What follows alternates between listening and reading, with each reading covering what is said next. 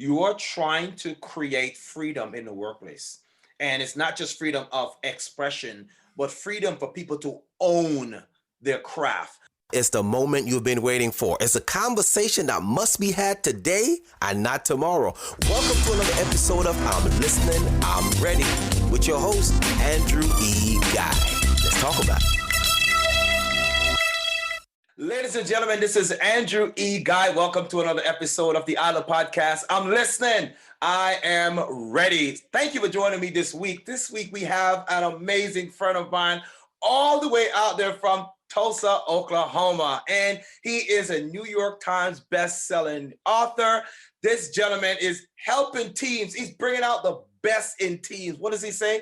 I call him the Bruce Wayne of leadership thinking. You know what I mean? Because Thinkers 50 said so. So I'm going to agree with Thinkers 50. Hey, listen, if he's the Bruce Wayne helping other people, management and so forth, getting it together, listen, I'm going to call him the Batman of leadership and business. All right.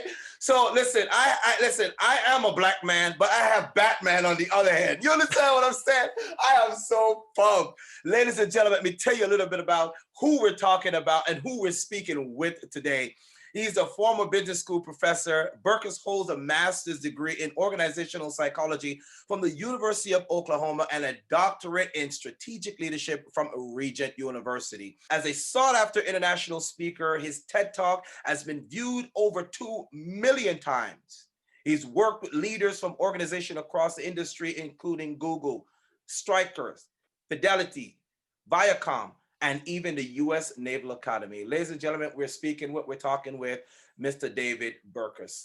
Now, there is so much to talk about this individual, but as we go through the conversation, we just give you drip by drip by drip, because I don't want you to get stuck on the bio. I want you to get to know my next guest. Ladies and gentlemen, please help me welcome Mr. David Burkus. David, say hi to the people. Hey, hello. Thank you all so much for having me. Y'all, I already let the Southerner get in there. Do I have to translate y'all for my Canadian Jamaican friend? Sorry about that. Hey, I will hook you up because I went to school in Southern Arkansas. So I know. Oh, I know the y'all. But do you know how to plural the word y'all? Y'all is singular. Do you know how to plural it? No, David, I'm gonna let you hit them up. Tell them how it's done. It's all y'all. That's all how you y'all. plural y'all. Yeah. Do you put any Z at the end of y'all? No Z, no S. You just put the all in front of it. It's all y'all. So say that for me again.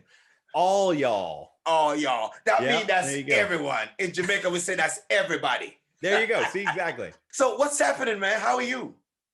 Life is good, man. It's cold here, which is not normal for this time of year. I feel like I might as well be in Toronto. So we've had our kids are finally back in school this semester with all of the COVID madness from the early semester, and then sure enough, we're into snow days on snow days. So that's been a little interesting. But other than that, man, life is good. Awesome, man. And you're a father of how many? So I've got 2 little boys. They're 8 and 6. I think yours are around the same, right? Yeah. How did you know that? I knew we got something in common. My research, man. What are you talking about? And what do they like to do? What's a fun thing to do with Dad? The older one is huge into video games, so Yes. I'm sure he is somewhere upstairs above me playing Legend of Zelda or Super Mario Odyssey, something like that. The younger one is like super into Nerf guns, so we have darts all over our house. Wow. Yeah, mine, he's into video games, but not so much the playing of the games. The older one, he likes to create. So he's on his 3rd game that he's actually building right now from scratch. He's one of those guys that I know is going to do something amazing, man. So, man, that's awesome. Yeah, we did a like a coding camp for the older one because he loves playing them so much. We thought kind of create him, but I think he's still in the I'd rather play stage. But yeah. The day is coming when he's going to flip, man, and he's going to want to create more than he plays, man. That's what happens to our little guy, too, so he's doing that. But, David, man, I'm so glad that you're on the show, man. But right off the bat, I want to talk about this new book that you're bringing out. Could you tell us about this book that you're bringing out, man? I'm looking forward to it. Yeah. So it's called Leading from Anywhere. It comes out January 5th. That's as quickly as we could possibly put it out there. Right. I mean, essentially what happened is I'd written a lot of other books about management and teams and how do you lead in the new world of work and that sort of thing. And then, of course, all we knew about the world of work changed, right? And the great, I call it the great work from home experiment began, right? And I don't think as we look to turn into the new year and then move into a place where it's probably safe to come to the office in a couple of months or, half a year or so, I really don't think most people are coming back. I don't think you send tens of millions of people to work from home for 9 months and then ask them to all come back. We're headed to a place where the future of work is working from anywhere. Yes. And so I felt like now is the time that we need to be talking about how do you lead that type of team? There's a lot of great stuff on there about remote work or how do you run a fully remote company. I'm more interested in what do you do when half your team is in the office with you and the other half is scattered across the country or the globe, right? That takes lessons from remote leadership, but a little bit different. And so that's the book that we sought to write. If the future of work is working from anywhere, then the future of leadership is leading from anywhere, right? So we tried to write that manual that you weren't handed when the great work from home experiment began and say, here are the things you need to be doing now with your team. Here's how we need to be managing performance, building bonds, helping them deal with burnout if they're working from home or working from a variety of different locations. We put all of that together as quickly as possible. This was my lockdown project, right? Wow. So while we were in lockdowns and quarantines, all of that sort of stuff, that's what I was working on. And then I wish we could get it out faster, but we don't even have, the copies you see, these are like the first copies we had printed. I got them 3 days ago. We just now have printed copies and that sort of stuff. We're working as fast as we can to get it out there. How long would it normally take you to write a book though, when you sit down to write it? It's about a 2-year process. Wow. So you write usually when you work with a traditional publisher and you want that level of distribution and that kind of stuff, you write a proposal, which is sort of like a business plan. It's like it's almost like a document you'd show to investors or a bank to get a loan. Right. You say, here's the book and here's what I'm going to do. And usually you sign that contract and the contract gives you 6 months to a year to finish writing the book because you just wrote the proposal. You didn't write the whole book. Correct. And then another year or longer, right, to get it edited, record the audio book. We usually ship little hastily printed paperback copies out to media ahead of print of the big book so that they can read it ahead of time and get ready. We skipped that step this time around. So even after you finish the book, there's a minimum 9-month process to take the book from first manuscript to that printed one you see on the bookshelves or that Amazon brings to you. We tried to cut that down as much as possible. We hit June 2nd, we signed the contract for the book. January 5th will be when it launches, which is just a lightning pace compared to a quarter of the time it normally takes. Wow. For those who are interested in writing, becoming an author and all that kind of stuff, what is that process like? I mean, for example, how does one get a book deal, so to speak? Like, Yeah, well, I mean, there's also the giant question of does one need a book deal in these days? Anyway, right. But I would say, the smartest thing you can do in either case is it starts by building a platform, right? Really defining your niche, the type of work that you want to create and the type of people that would resonate with that work, and then finding a way to keep in touch with them. For me, ironically, I always feel weird saying this on podcast interviews, but for me, it was a podcast. I started an audio-only podcast in 2010. Wow. Interviewing authors of the types of books that I wanted to write. That became one of the more popular podcasts on iTunes. Now, that's also because there were only like 50 business podcasts on iTunes, right? So we had a top 50 business podcast right away because we were like 47 and that was it. That was the bottom of the barrel. That was awesome. So started that and kept it going for, I did that and wrote for a number of different publications for about 3 years before approaching a literary agent, working with that agent to approach publishers and do that actual book deal. So it starts there. Usually then you'll do that proposal. So I have an idea for a book. Here's what it looks like. And there's a bunch of great templates out there. Literally, if you just Google book proposal template, you'll find a lot of stuff. But you and your agent will collaborate on that. You'll pitch it to publishers. They'll make offers. I mean, kind of the same way that studios will make deals for television shows or films or that sort of thing. It's a collaborative effort between the creator and then the creation and distribution partners and publishers. So it starts there. And then, the irony is a lot of people start the platform building process, the process of I'm going to do my podcast, my video thing on YouTube, I'm going to write every day on this blog and create a newsletter.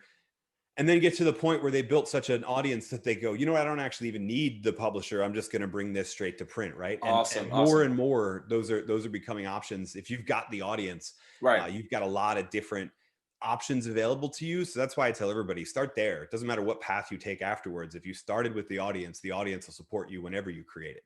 Wonderful, wonderful.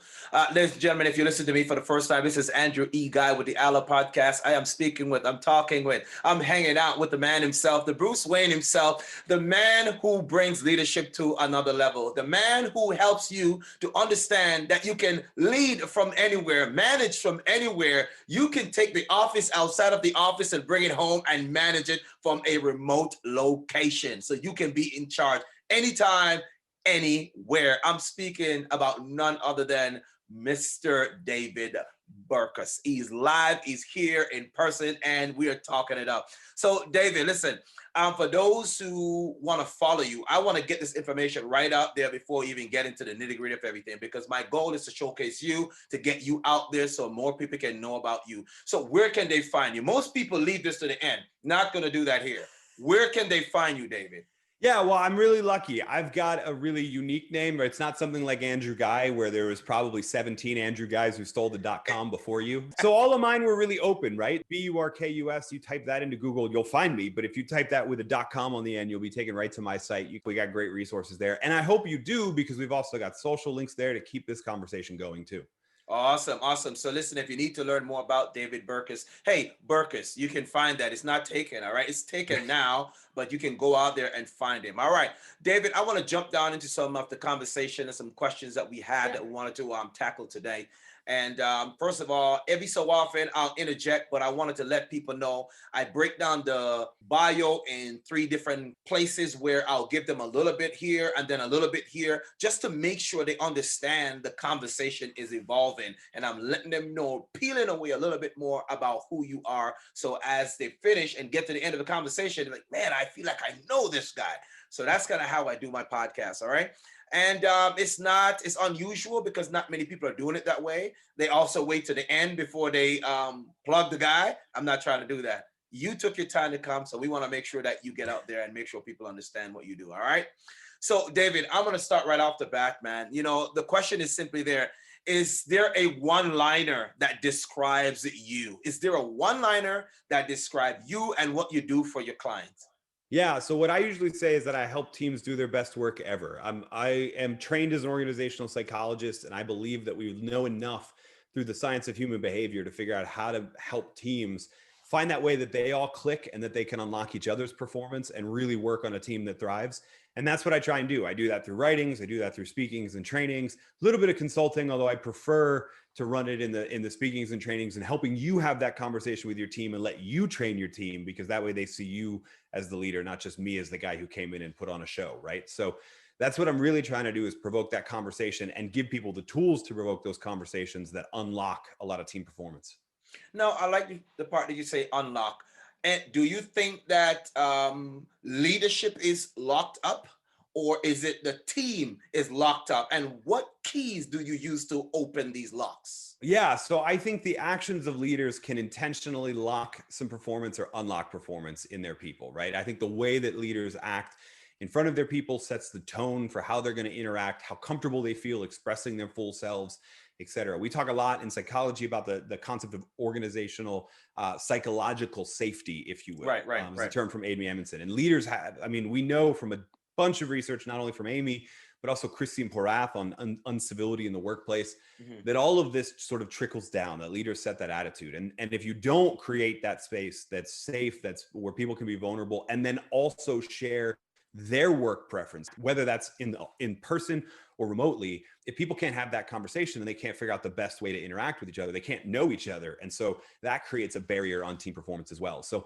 yeah, I look at it more as there's a lot of unintentional actions. I don't know a lot of intentionally bad leaders, right? I know a lot of leaders who don't realize that some of the actions they're taking are having the opposite effect of their intention. And so that's what I mean when I say sort of unlock. The things that you did in the past might have eliminated some of that safety, or might have made people feel like they don't have the autonomy that they need to decide how to do their work. So let's correct that. And in doing so, let's unlock that higher level of performance. Now, David, from your book, you talk about leading from anywhere. Is there a favorite place or a preferred place that leaders should lead from? Before we get to the anywhere, is there a preferred place? Yeah. So, I don't know that I would say there's probably, I think for most people, everything they were trained about leading from teams assumes that you're face to face with the person in the same room, right? So when we say from anywhere, what we really mean is that your team is going to be working from anywhere. Some are going to be in the office with you all of the time. Some of them are going to be part-time. You may only be in the office part-time. Some are going to be none of the time, right? Correct. Like the thing that we're seeing now that's actually kind of exciting is people realize that they can build project teams for a specific task from all over the globe, whereas Correct. before they just build the team from, okay, we're in Cleveland, who else on the team in our office is available to work on this? And now you can build that team from anywhere.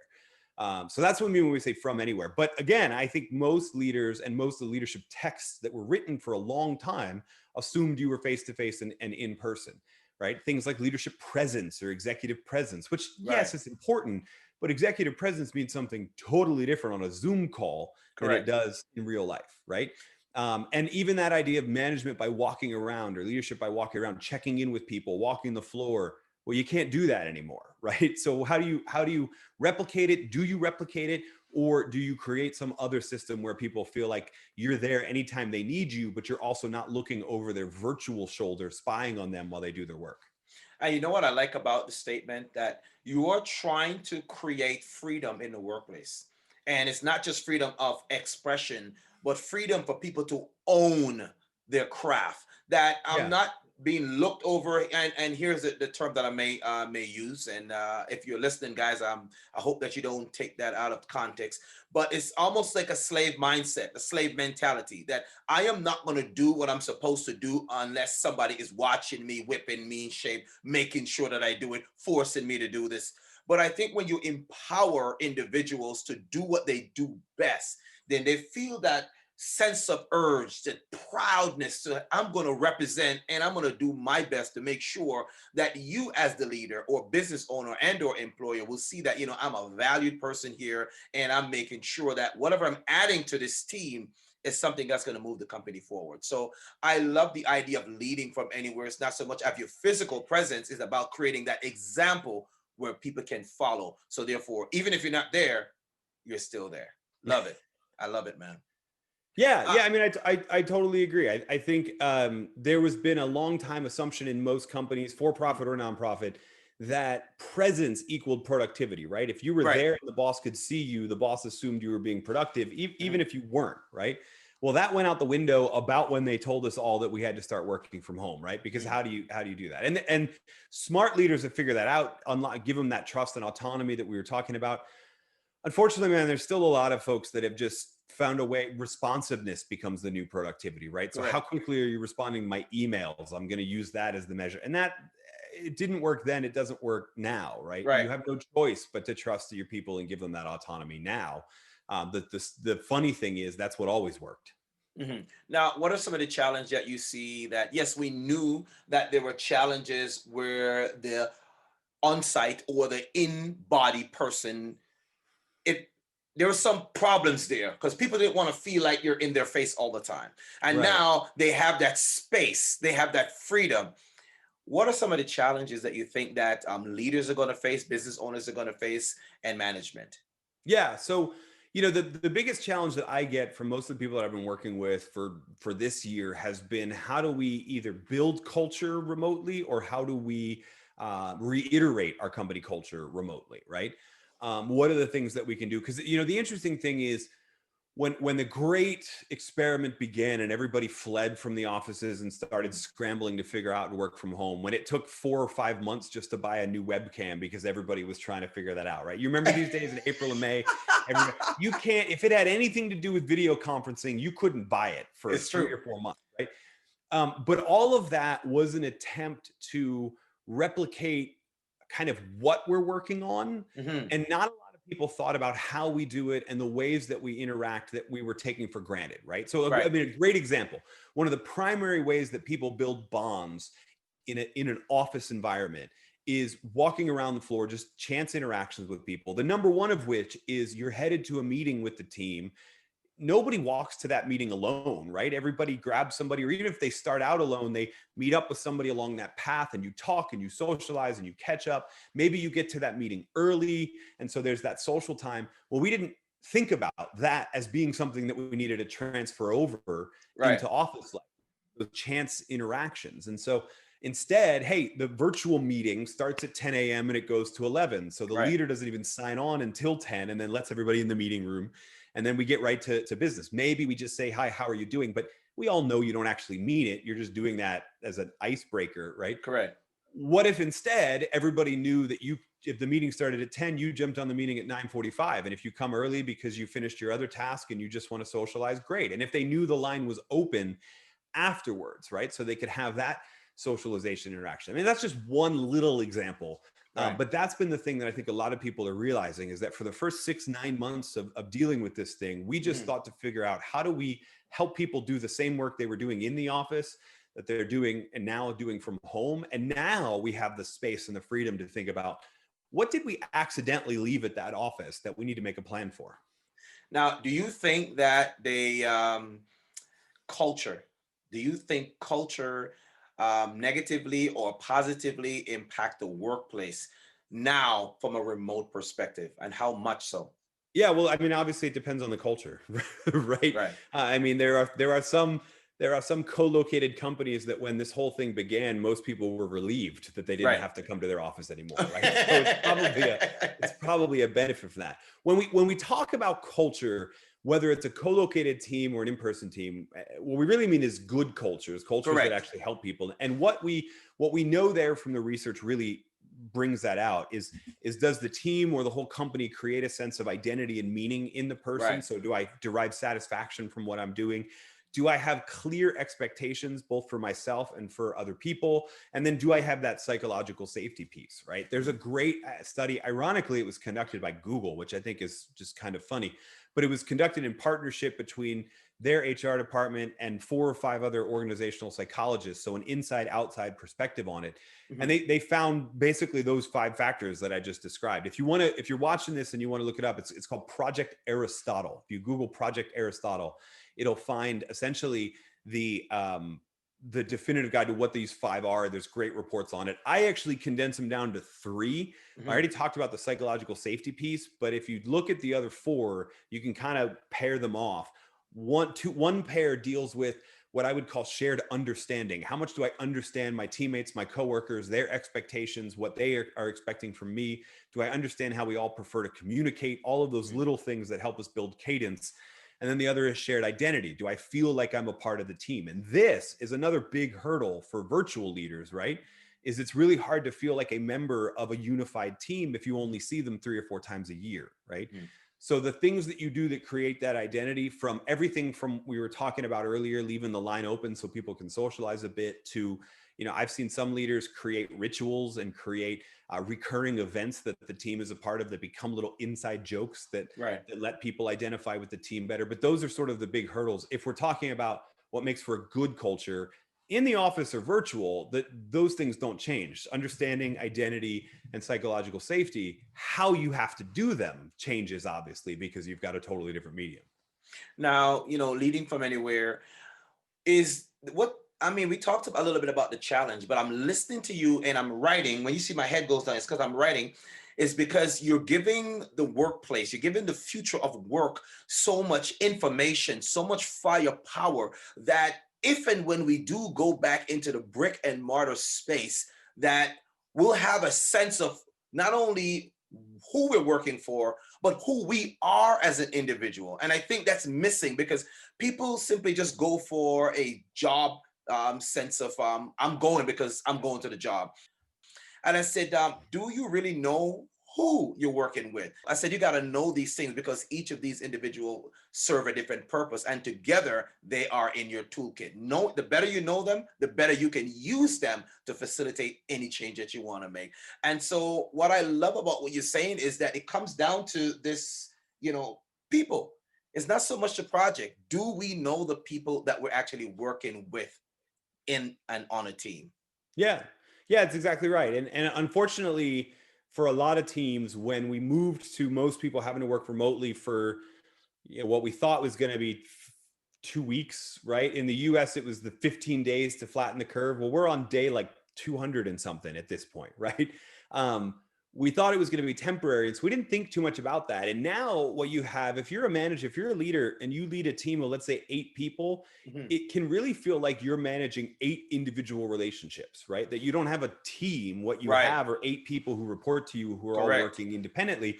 Because even when they have problems, if someone else on the team is the solution to that problem or has the knowledge, is the saw, to use your example, they still come to you first because there's not enough of that identity and that understanding on that team. We used to be able to just kind of serendipitously or organically, when we're all in the same place, have those conversations and feel more comfortable going to those people. That doesn't happen as much anymore, right? And so again, when you were leading this team to begin with, you might have thought out, what's important is I have people know what they need to work on, when they need to get it to me by, et cetera, and then neglected the team element because you thought it was going to be temporary, maybe because you didn't know, right? That's that accidental stuff we left at the office that we didn't think about. We let the fact that we were working in the same space do a lot of the work of building a team for us. And that's a problem. And we're now realizing how big of a problem that is. Now, when you talk about, realizing how big of a problem this is, I use the concept of a finger to fist mindset. Because it takes the fingers to come together to make the fist so we can pack a punch and create an impact, right? Right. Now, how do you train the leaders and managers to deal with the finger aspect before they can get to the fist? Because the fist overall is the team, right? How do we relegate people, put them together, curate the right skill set so we can actually pack a punch and create the change you want to create? So are you asking in terms of sort of hiring or in terms of getting those people to feel comfortable working? We already have the people. We already assume that this is our team. We got this. Yeah. But how do we take what we have and the individual fingers and make it into a fist so we can make the change that we want to make? How do we do that? Yeah, so the teams that do this the best are what I would call teams that work out loud, meaning that instead of the manager, the leader, focusing on making sure every individual is meeting his or her objectives, they focused on building a system that gets updated anytime somebody's done with a new project, anytime somebody has a question. Sometimes this is using an external software like Trello or Basecamp or Asana or something like that. Other times, I mean, I've seen multi-million-dollar companies of a dozen people all working remotely that use a Google spreadsheet to keep everyone in touch. Like, it doesn't matter what tool you use, but what you need is to build that habit of letting everybody make very public updates on where they are in the project, what their pain points are, what questions they have for people, what feedback they could give to others, that work out loud mentality. So now you're not managing, now you're managing that conversation instead of managing 8 individual relationships. And as you can do that, and you can even start with the individual relationships, and then every time you have one of those check-ins, you figure out what needs to be shared publicly and start sharing it publicly. And then gradually people realize, this is a conversation, not just a dialogue. And so now you're working out loud, and now those fingers are finally coming back together instead of just you at the center. And now you got a fist. But I love what you're saying, David, because, now this is requiring that our leaders, so to speak, right, have to understand or get trained and built up on what it means to have effective people skills. Because if we're just looking at just spreadsheet and so forth, then what are we saying? Are we working just with the spreadsheet? Because now this has become the inhuman, right? So this is just a piece of article that we're working with instead of dealing with feelings and so forth. But the feelings are basically spread out on the sheet. David, the conversation is just deep, man. I love what you're talking about. I love your presence. I see that the change that you're bringing into the workplace is making a difference. And I'm so glad. I just want to tell everyone who is watching right now, listening right now, that you need to run out there and get this book as soon as it drops. As a matter of fact, if you have to run out there and take one out of David's hand, you need to get out there and get this. Because I'm telling you, leading from anywhere is the future of leadership. It is the future of management. It is the future of the workplace to come. Whether you're working from home, just like I say on the podcast, it's where you live, work, and play. Whether you're traveling by land, air, or sea, doesn't matter where you are. You better make sure you get this book that says leading from anywhere, because you could be leading from just about anywhere. We're talking to David Burkus. He's one of the world's leading business thinkers. David Burkus' forward-thinking ideas and best-selling books are helping leaders and teams to do their best work ever. David, question I want to ask you is, how do you differentiate yourself from others who provide the same services? Yeah, so it's interesting. When I started my career, when I started all this, like I thought about when I wanted to go to university as an 18-year-old and study. I was actually a writer first. I went to undergrad to study English and creative writing, thinking that I Right. wanted to write books, right? And then in junior or senior year, third or fourth year, I forget, found a lot of these social science writers and psychologists. And so I went to graduate school for psychology to Hmm. learn how to write about these studies. And the idea was if I could pair storytelling and captivating stories from companies and people and individuals with the science of human behavior, I could create something that would be really much more interesting to read than a textbook and much more useful than a novel, right? Right. And so that's what we've always kind of sought to do. What's interesting is that in this space, because I continued on past graduate school, I ended up doing a doctorate, ended up teaching for a number of years. A lot of people sort of label me as an academic. That's the Thinkers 50 connection and all of this sort of stuff, and think, oh, you're an academic, but you're such a good writer. Well, the trick is I wanted to be the writer first. Like I learned the storytelling method first. I learned how to set all that sort of stuff up first. And so that's what really I think distinguishes me compared to a lot of the folks that would read a similar book by a similarly trained author, is that's going to be a lot of here's what the science says. Mine is a lot of here's an example. Before I even tell you what the science says, here's an example of a thriving remote team if we're using leading from anywhere, and the principle behind that. Now here's the science behind that principle. Now here's what you can do, right? It usually follows sort of that format, and that's what we usually use to differentiate it. So I either get the storytelling piece or I get the, oh, thanks for explaining that concept, and also the 3 or 4 things I can do tomorrow to help my team. You know, David, from what you're saying, this is what I get. I got TCP. And when people are talking, I try to break things down into abbreviations so I can curate as much knowledge as possible. So when I think of that, I'm thinking you're taking it from a theory to the concept, and then from concept to making it practical. And from that perspective, anyone would want to work with you because you're saying, okay, no, I'm being serious, you know? And I'm saying that if you are trying to tell people, hey, this is the theory, this is what the science says about this, but people who are not science based, they don't have a scientific mindset, they're not looking at the science journal every day. Okay, well, how do I make this work for me? Because that's exactly the question that everyone is asking. I hear what you're saying, David, wonderful, but how do I make it work for me? And you are doing Right. that and making that practical. So kudos to you, man. I love that. The next question I want to ask is simply this: how did you get started? I know we talked about it briefly, but was there any challenge when you're starting out? And did you have a mentor that said, hey, listen, this is how you do it? Yeah, I mean, I think the biggest challenge is always obscurity, right? I mean, you know this because we thrive in similar industries, right? That Yes, yes. the more people know who you are and what you do, the easier it is to do it, right? Correct. So that's, I mean, and ironically, that's probably still the challenge, right? Because I'm Right. never actually satisfied with where I am in that category. Mhm. In terms of mentors, I never had an individual mentor. I actually am I probably shouldn't say this. I'm not a big fan of mentoring in the concept of one person to one person, because a mentor will sort of always let you down, right? Because there's always going to be some other area of their life that you're not gaining inspiration from, that you either disagree with or that they're failing in, etc. And so there's very few people that could be, you know, a perfect example in every sphere. And so what I think of it more of sort of a board of advisors, right? Like trying to build out multiple different people. And so there's a lot of folks in that regard. Part of the reason that I started a podcast in 2010 was to try and convince some of those people I admired to interview me and build a relationship with them. One of which I'm never ashamed of admitting that I'm a massive fanboy of the work of Daniel Pink, the author behind Drive and When to Right. Sell is Human. And when I used to actually joke before the Bruce Wayne of management thinking thing, the joke was I would start referring to myself as the next Daniel Pink. There's about a 20-year age gap between the two of us. And so I figured someone else is going to get labeled the next Daniel Pink at some point, but whoever that is, I'll steal the title from her. Right. So it was next, two nexts in there. Because that's a lot of the same formula, the same way of Yeah. theory, like you said, theory, concept, practice, etc. So I've tried to collect a lot of advice from a lot of those different people about how to build it. I think it works a whole lot better when you can use a board of advisors instead of just one individual mentor.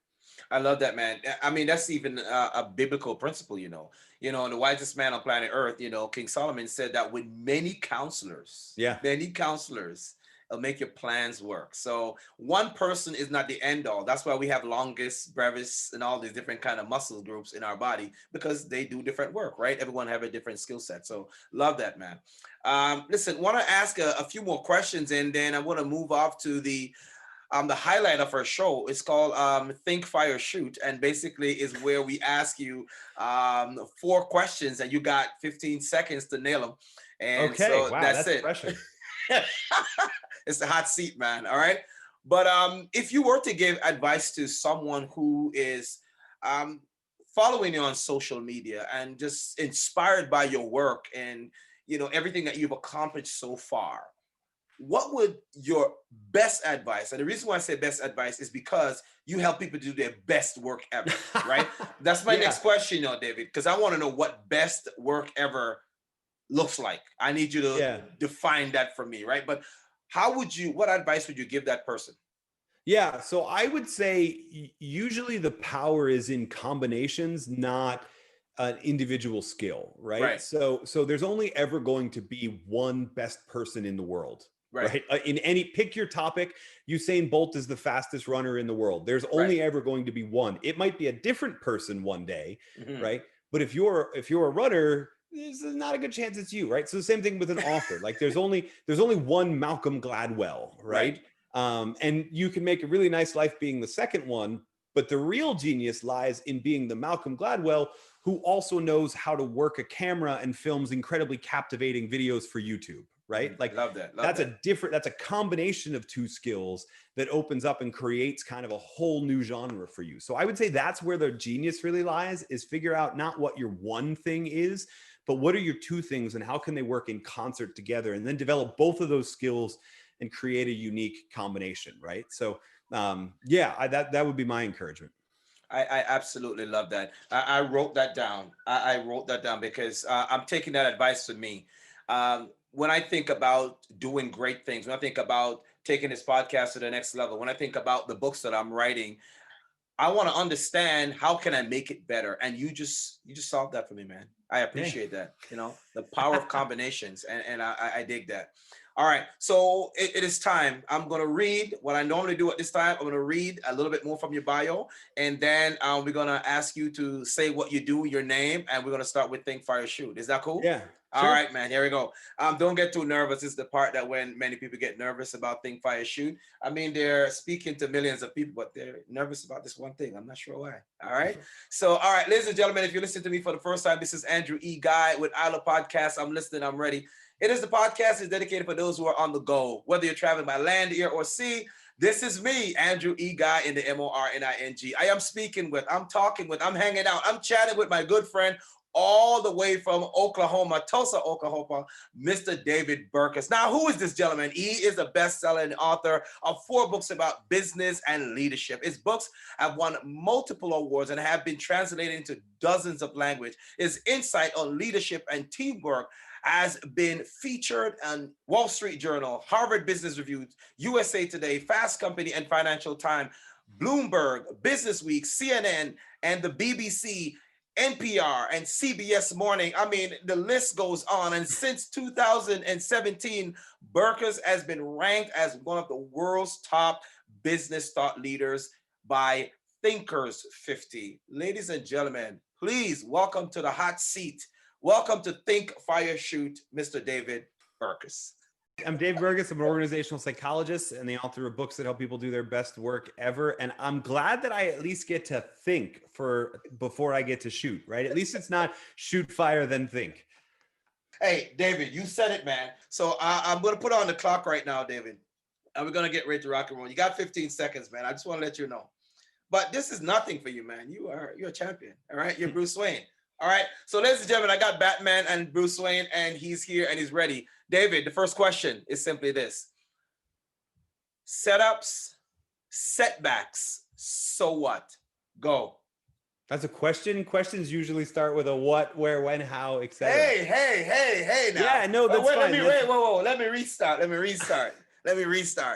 See, the questions are not going to come in your traditional way. This is a remote question from anywhere. It's like leading from anywhere. All right. This is not in the home office, man. This is remote stuff right here, right? So it's setbacks, setups. So what? Go. Yeah. So what about setups? I mean, I think it's pretty clear. The role of a leader is to set up their team for success. So if you're actually focused on that, you're going to have a whole lot less setbacks. And when you do have a setback, it's probably a sign that you didn't do enough setting up. I just pulled some Andrew Guy right there. A little that's like, yeah, 15.6 seconds. Listen, David, that was well done, man. You know, I'm serious. Listen, the clock is red, brother. You see, it's red. You're on the hot seat. But that was well done. All right, David, ready to go. So this quote is something that's coming up in my future book, Create Your Greatest Impact. And it says this. It said, on the highway of living, most people spend their time looking in the rear view mirror instead of the windshield. Your advice, go. My advice would be you're probably going to crash, and you're going to crash because you're way too focused on things that are not actually obstacles. You're just fretting either how far you've come, maybe I haven't come far enough, but whatever happens, you can't actually see the obstacles that are actually in front of you. But also take the time to look out that side view mirror and see who's traveling with you. David, 19.81 seconds. But it's off the chain. I absolutely love it. The 4.81 second, we credited to your future interview, but right. That was lit. You know, as we say, it was lit. Now, David, I got two more questions. Success, what is it? Go. I'm going to steal one from Tom Hopkins. The continuous journey toward the achievement of predetermined worthwhile goals. 6.44 seconds. Hey, that's good. I mean, it is still, but I've never heard a better definition. So no, I love that. I really do. All right, David, your last question. Now, it's a series of words, and it's a combination of powers, right? Because we talked about combination before. And it is my past, my presence, my failures, my triumphs. Now, where do I go? Go. Well, my failures and triumphs are both in my past, and they help me figure out what I'm supposed to be doing in my present so that my future has a whole lot less failure and a whole lot more triumphs. 10.72 seconds. Ladies and gentlemen, that was David. See, I took that. I got the 4. You gave me the credit at the 4 from that one, so I had to be quick. So I think we're still under 60 seconds total time. Completely agree. Ladies and gentlemen, that was Mr. David Burkus. Oh, man, that was amazing, David. That was excellent. Love the way you put that. And I'm going to finish up with the rest of your bio so people get to know who you are and who we're talking with and the man behind the books and the man behind the leadership skills, the thinking, the Thinkers 50, quote, the Bruce Wayne of leadership. Ladies and gentlemen, we're hanging out with my good friend from down there in Tulsa, Oklahoma. It was such a pleasure to have him on the show, and anything that we can do, please make sure you get out there and watch, subscribe, follow what he's saying, because it will transform your life, because you're going to be leading from anywhere, and that's what he's going to do. So, David, I'm going to give you the last word, and you're going to tell them exactly where they can find you. Anything you want to plug, go ahead and make it happen. This is your time. David, take it away. Yeah, so we already said davidburkus.com is the best place to keep the conversation going, and I hope you'll go so that we can do that. But man, my biggest last words are just thank you and gratitude for having me on and sharing this time with me to have an awesome conversation. So thank you. You're very welcome. Ladies and gentlemen, that's all we got for today. I want to thank you for joining us. I want to thank Mr. David Burkus, and I wish him all the best, not of luck, all the best on his next book on leading from anywhere. Ladies and gentlemen, thank you. Have yourself a supernatural day. This is Andrew E. Guy, and we are out. Until next time, keep listening, live ready, talk soon.